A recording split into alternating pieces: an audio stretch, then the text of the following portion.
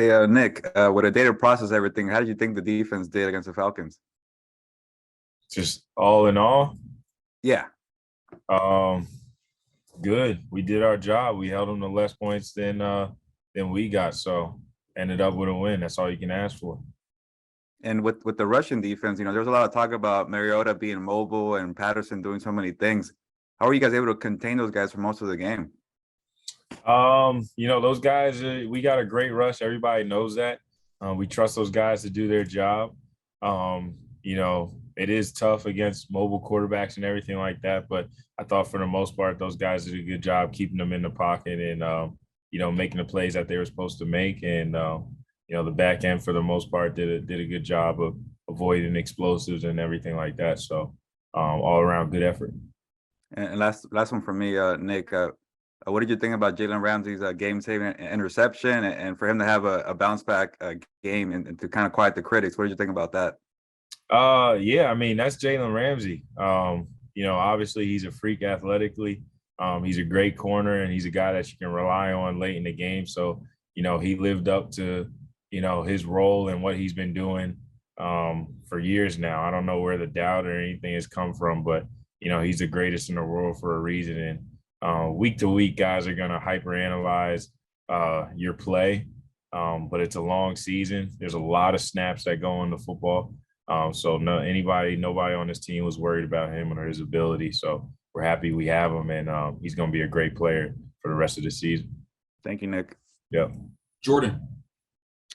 Hey, Nick, obviously, I don't know that you guys maybe have had a chance to look ahead in the film to Cardinals yet, but you have a lot of experience with Kyler and with these guys. So in terms of where your eyes are at, not just against a mobile quarterback, but again, against someone who's maybe uniquely mobile in stature as well as Kyler is, where do your eyes go and where do they sort of have to stay when you're assessing what he can do?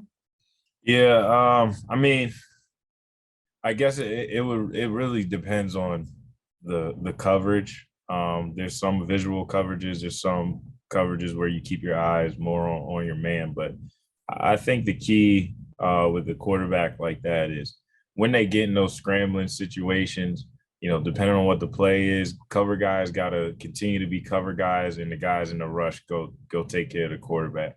A lot of teams, a lot of players get in trouble when you're just trying to do too much. Plays will break down with mobile quarterbacks, and some guys will get out of coverage, or you have rush guys not staying in rush lanes and everything like that. So this is going to be a huge week about discipline for the defense, guys owning their role and, trusting the guys around them to do their part to try to limit those big plays based off of the scramble. But, it's tough, and it's a testament to those guys with that kind of talent. And then we don't know Troy Hill's status yet in terms of the this week. We'll talk to Sean later today. But in terms of Cobie coming in and potentially building off of, the excitement of what he accomplished, but staying even and continuing to stack those blocks, what do you see from him as far as that regard? Because we know he can make all the plays and we've seen that. But in terms of that forward progress, what do you assess from him? Yeah, first and foremost, he's a smart guy. He's come in and he's picked up the defense pretty well. Obviously there's little things here and there that are growing pains that everybody goes through. Some guys still deal with today. So, we're never going to expect him to be perfect, but we are going to expect him to come out and execute at a high level because he's shown he can do it. So we're excited about, his ability. And if he's out there with us, we got all the trust in him, and we're going to, just support him and do the best we can to make sure that he's in a position to make plays. A lot of guys say that you're really a great communicator in that regard. Like you kind of naturally take guys under your wings in that regard. And so when you guys are rotating a lot due to injury or circumstance throughout the course of a game, how do you respond personally to that? And is it just natural for you, or do you make a conscious effort to make sure that a guy feels okay out there? I guess it would just be natural. I don't know. I just try to do my best to communicate the best I can and, reassure guys if you are somebody, because I've been in that position before, right? you come into a game in the third or fourth quarter, you get in that huddle and it looks like everybody's going through war and your jersey is clean. You haven't been sweating much. So I know what that feels like. So yeah, trying to just reassure them and, basically tell them, when you're out there, just listen, right? Because one thing that's so great about our defense is how we communicate. So there should never be a time where you don't know what's going on. If you just take a second to listen to what's going on around you, you should be fine. And like I said, the Cobie, he's been in his playbook is pretty obvious. So we're not worried about him.